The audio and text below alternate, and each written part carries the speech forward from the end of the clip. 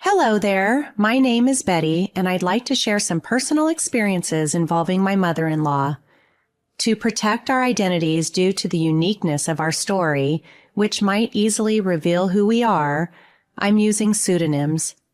As I've grown older, the idea of drawing too much attention has become overwhelming, so I'd prefer to keep our identities confidential. Let's dive into my tale. My mother-in-law, whom I'll call Elizabeth, was never fond of me from the start. She adored her son, Daniel, but her feelings changed drastically when I became pregnant during our college years.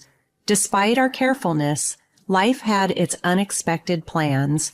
Daniel and I welcomed our daughter, Mary, when we were both 20 and still in college. Mary's arrival was a surprise and temporarily threw our lives off course, but our love for her was boundless. We decided to marry before her birth. My family offered their full support and embraced their new roles as grandparents with open arms. However, Elizabeth was far from supportive. She frequently criticized and belittled us, directing her harshest words at me and accusing me of ruining her son's future for my gain. Daniel and I faced these challenges together, asserting that Mary was a gift to us, despite Elizabeth's harsh stance. Elizabeth's negativity wasn't just aimed at me. She also showed a lack of warmth towards Mary. Initially, we hoped Elizabeth would come to accept the situation once she had some time to adjust. After all, she was a busy high school teacher, and the news of the pregnancy and our marriage had placed her in a difficult spot, causing resentment. Despite the ongoing challenges, Daniel and I managed to complete our college education with substantial support from my family, while Elizabeth remained distant, barely engaging with us. We hoped for a relationship between Mary and her grandmother, maintaining minimal contact in the hope that things would improve. As time passed, we settled down in the same town as Elizabeth, hoping for a new beginning. Our journey was marked by ups and downs, but it was our love for each other and our daughter that kept us going, even in the face of adversity and judgment. My husband and I were both diligently working and providing a loving environment for our daughter. Elizabeth, over time, started to soften her approach towards us, making an effort to be polite, especially around Mary. Although Mary could feel Elizabeth's underlying coldness, she still harbored a desire for her grandmother to be a part of her life. A pivotal moment came when Mary was 18, and we had to move in with Elizabeth to assist her recovery from a serious accident. Initially, we saw this as an opportunity to mend our strained relationship. Elizabeth even showed kindness towards us, and given her role as the principal at Mary's school, they were in constant contact. However, our optimism was short-lived. We soon realized that Elizabeth's newfound warmth was a facade, a means to utilize our help until she was back on her feet.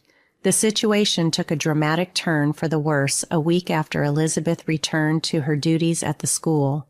Mary came home devastated, tears streaming down her face. She revealed that Elizabeth had expelled her from school, accusing her of bullying a student Mary had never even interacted with. The shock and injustice of the situation left us speechless. Mary was distraught, faced with the uncertainty of how to complete her education so close to graduation.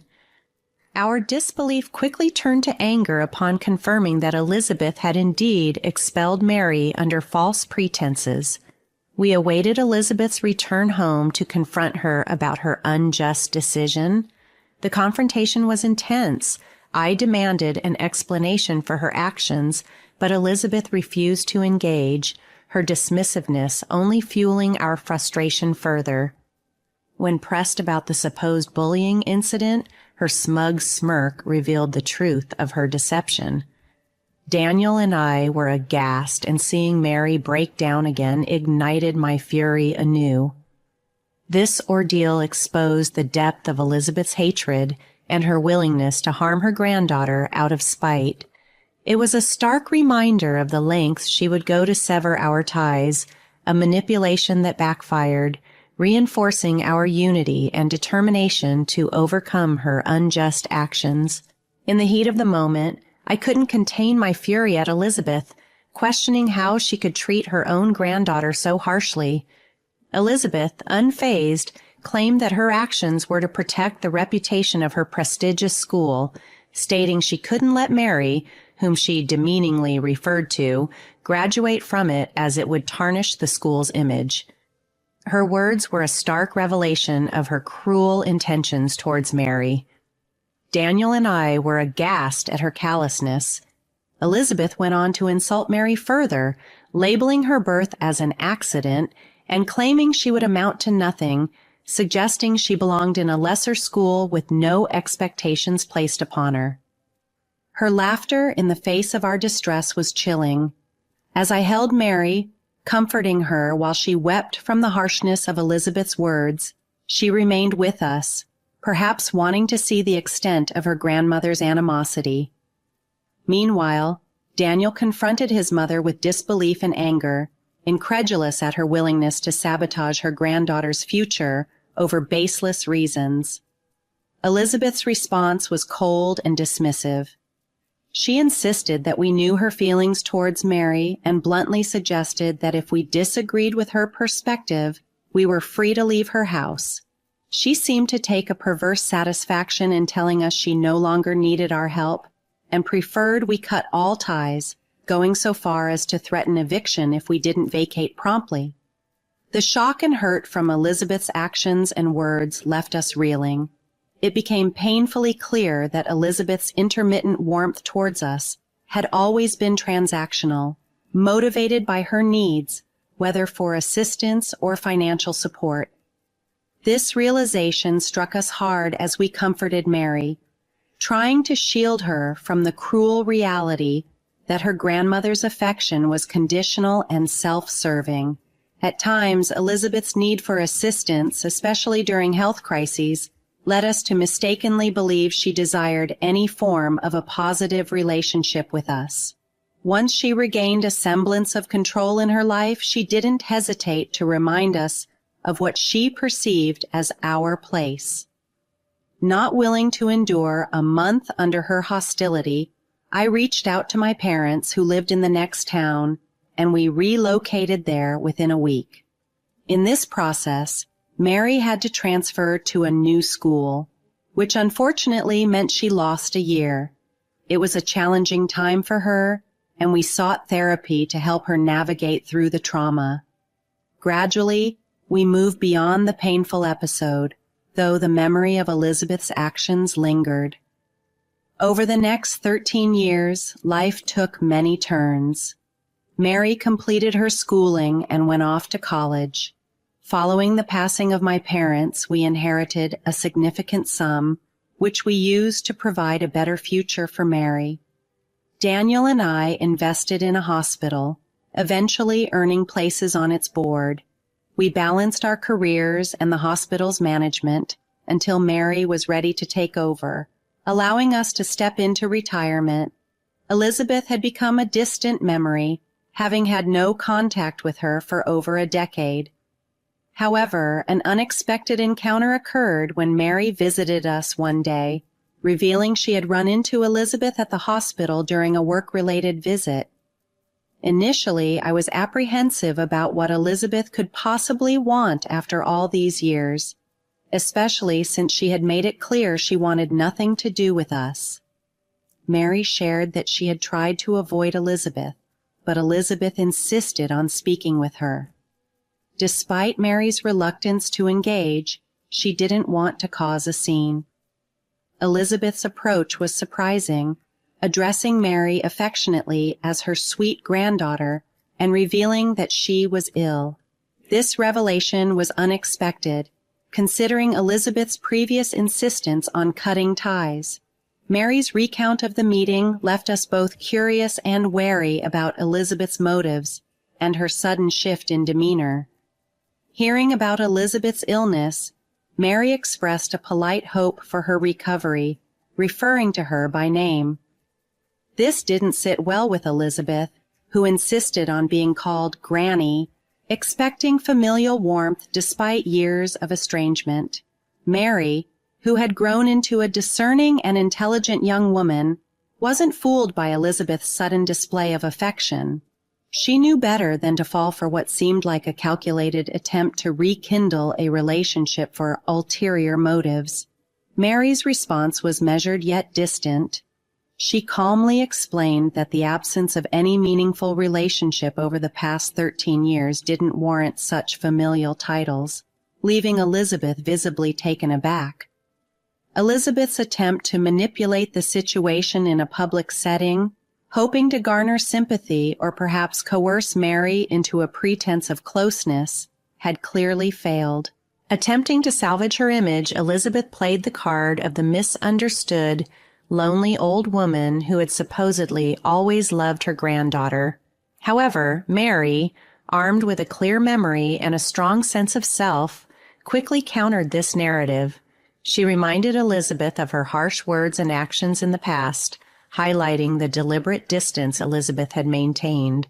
Elizabeth, now flustered and caught off guard by Mary's assertiveness and the attention of onlookers, tried to laugh it off, claiming any past harshness was spoken in anger and should be forgiven. But Mary, prioritizing her dignity and well-being over false family bonds, excused herself politely, indicating her busy life and responsibilities took precedence over rehashing the past. This encounter, recounted with a mix of astonishment and humor, left no room for sympathy towards Elizabeth from our side. Daniel, aware of his mother's capacity for cruelty, couldn't defend her actions. While it might have seemed like closure to Mary and Daniel, I sensed that our dealings with Elizabeth's drama were not yet concluded. True to my intuition, Elizabeth made an unexpected appearance at our home a week later. It was a weekend morning, a time she cleverly chose, knowing full well that Mary and her husband, who regularly visited for family days, would be with us.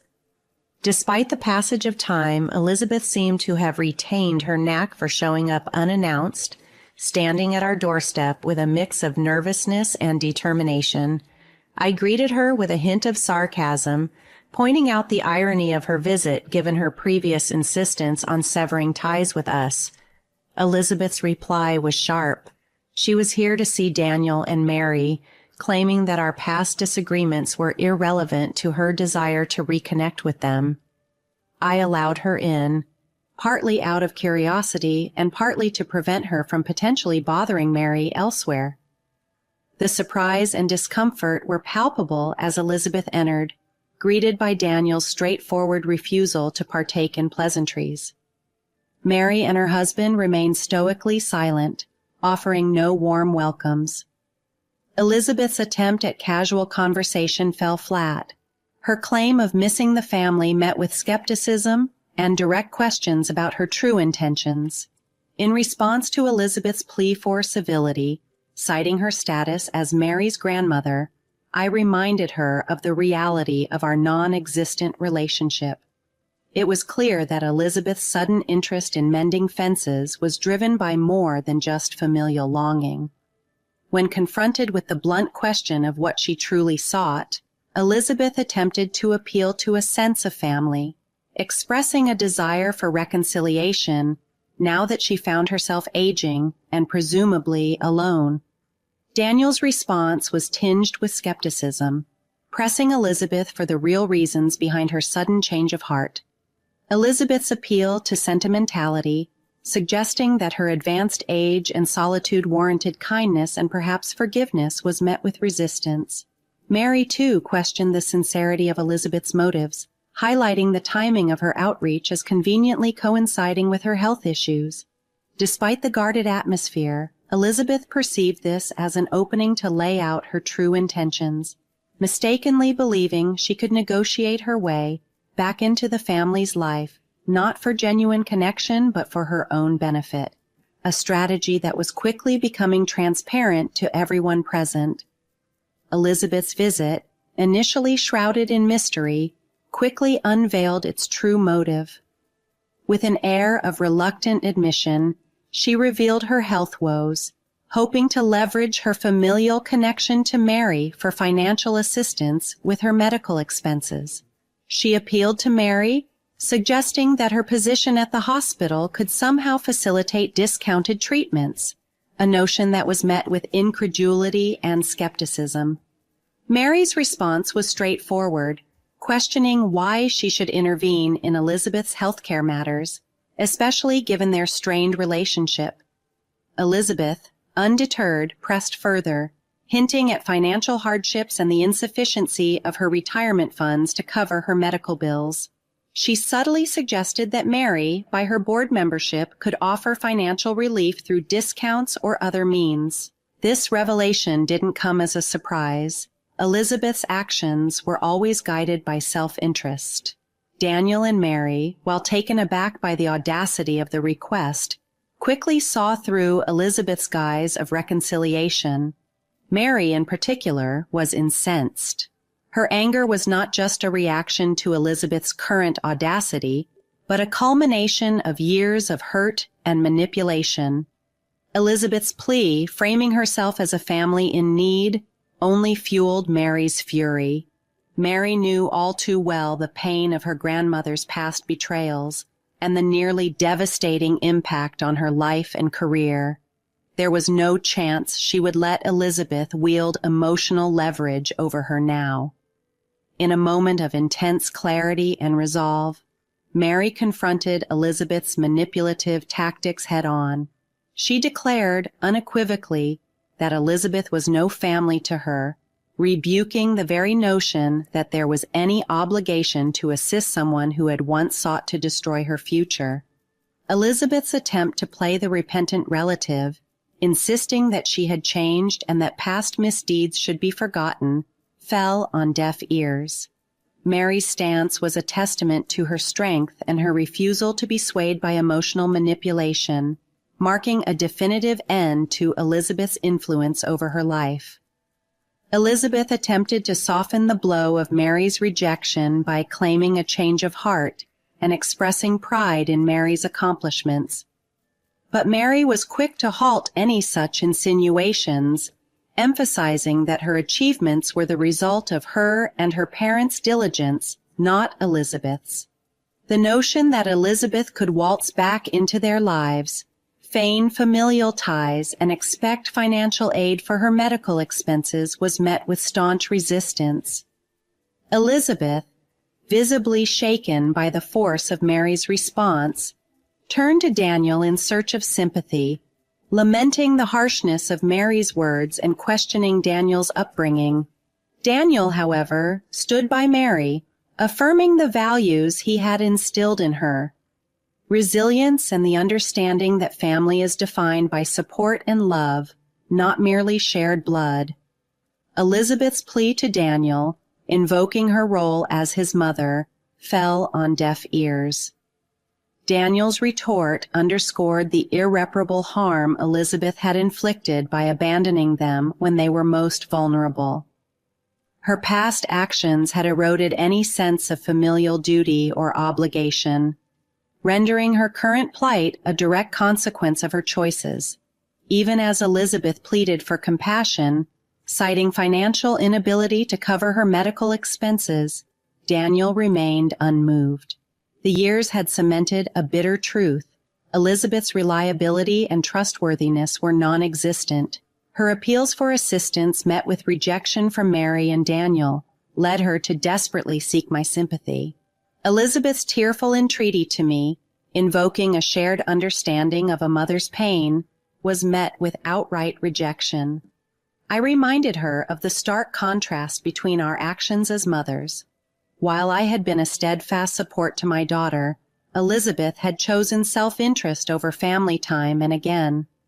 Her claim of regret and newfound remorse was too little, too late, an attempt to manipulate emotions for her benefit, an act we saw through clearly. Our family's resolve was unyielding, leaving Elizabeth to confront the consequences of her actions alone, her tearful performance failing to bridge the chasm her past behaviors had created. Elizabeth pleaded for forgiveness, blaming her stubbornness for the delayed outreach. She hoped for a collective pardon, suggesting that if I forgave her, perhaps Mary and Daniel would follow suit. However, The time for reconciliation had long passed. Elizabeth's actions had irrevocably severed any ties of kinship, leaving a chasm too wide to bridge with mere apologies. I informed her that her reconnection attempts were too little, too late. The family she had once turned her back on could not and would not entertain her pleas for clemency. Despite Elizabeth's tears and entreaties for a second chance, our stance remained firm. We ultimately resorted to threatening to call law enforcement to ensure her departure, underscoring the finality of our decision to cut her out of our lives. However, Elizabeth's resolve to reinsert herself into our lives didn't wane easily. She made several attempts to contact Mary, especially at the hospital, and even showed up at our home multiple times. Each instance was met with increased resistance, culminating in a police intervention that underscored our determination to maintain our distance. Elizabeth's persistence extended to approaching Mary's husband, mistakenly believing she could win him over, only to be met with staunch opposition due to his loyalty to Mary and awareness of Elizabeth's past actions. In time, we learned from Elizabeth's sister that she had relocated for medical treatment, a move spurred by mounting health concerns and financial desperation. Elizabeth's estrangement extended to her sister, a relationship marred by past transgressions, leaving her to face her challenges without familial support. Her financial and health predicaments deepened, leading to significant personal losses. While updates on Elizabeth's situation reached us, we chose to distance ourselves further, focusing on our family's well-being and future. The birth of Mary's child marked a new chapter for us, offering a fresh perspective on the importance of nurturing and protective familial bonds. My role as a grandmother affirmed the stark contrast between my approach to family and Elizabeth's neglectful behavior. This realization fortified our resolve to maintain the peace and stability we had fought hard to establish, ensuring that Elizabeth's shadow would no longer cast a pall over our lives.